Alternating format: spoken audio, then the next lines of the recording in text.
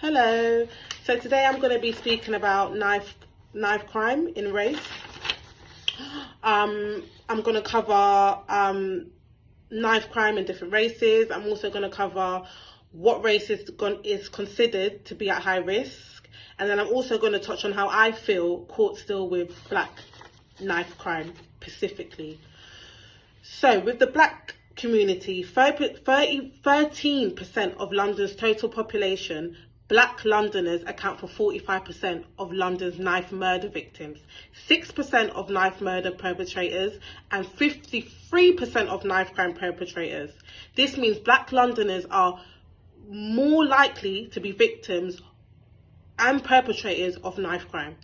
In the white community, an increase of prosecutions was seen across all ethnic groups apart from those categorized as white, which saw a decrease of 2% in prosecutions.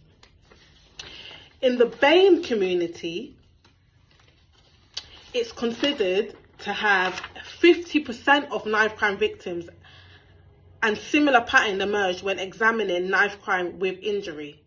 So this says to me that the BAME community is at quite high risk of knife crime, which I was really surprised because I thought that it would have been the black community. So I was really surprised when doing my research on that. I feel like the courts deal with black knife crime. Well, I feel like the courts take black knife crime quite seriously. And I feel like there's loads of stuff put in place when it comes to knife crime. Knife crime has increased, according to the courts, significantly since 2013. And how it kind of all works is the police can apply to the courts for an order in the magistrate's court if they have a reason to believe that there is a person carrying knives. In these cases, the order to protect the public or the particular people from the risk of harm to stop the dependent from committing an offence involving a bladed item. So I feel like, touching on kind of the police and the courts, I feel like police really do take knife crime really serious, especially black knife crime, I find.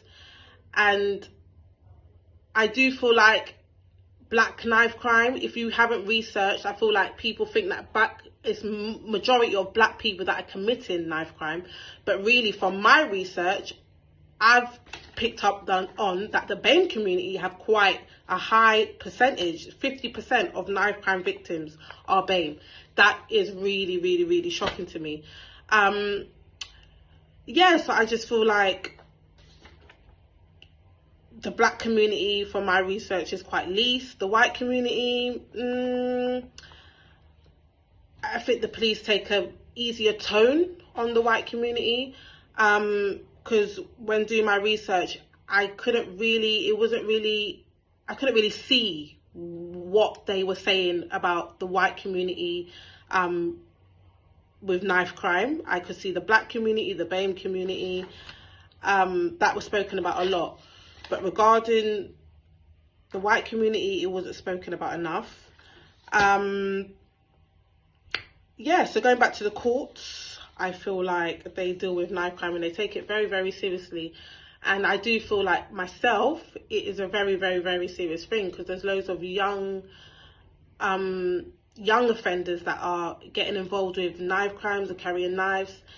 And also doing more research, I found that the young generation, I'm speaking between 11 to 16, I feel like they carry knives a lot, especially in the black community, from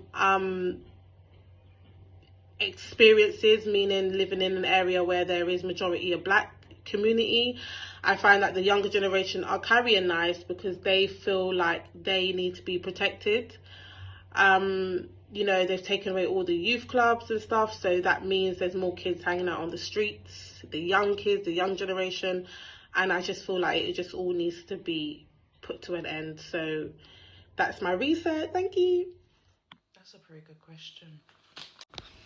Hi, my name is Shantae Samuels, and I will be explaining how the current policies in the criminal justice system respond to crimes such as knife crime.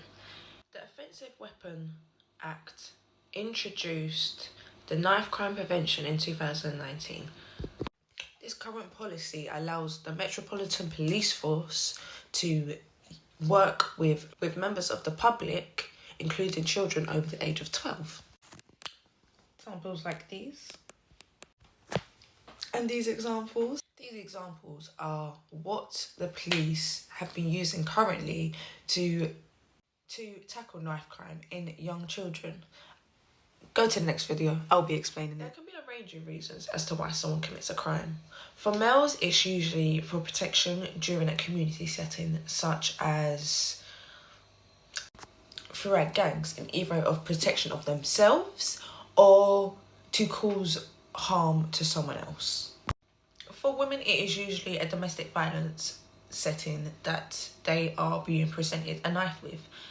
They will either use it for themselves as protection or for their children, or they will use it to cause bodily harm. Throughout my research, I have found that 11 to 20 is the most vulnerable age group, as they are most likely to fight their victims back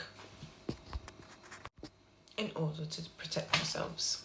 The aftermath of a knife crime, whether you are just carrying or committed the actual crime, would be 4 years in prison or a fine of their amount or immediately detained in custody. However, depending on the severity of the attack, you may get more time. Also, knife crime affects your families. Your parents growing up without their son or their daughter, and can also damage your family's relationship within the community or their home settings. How can knife crimes be prevented? Well, I'll let you know in a second. For both genders, they will usually use educational sources such as schools and workshops, youth clubs, and through using mass media, where you are able to reach a wide range of audience at one time. Usually you would get a Metropolitan Police member who specials in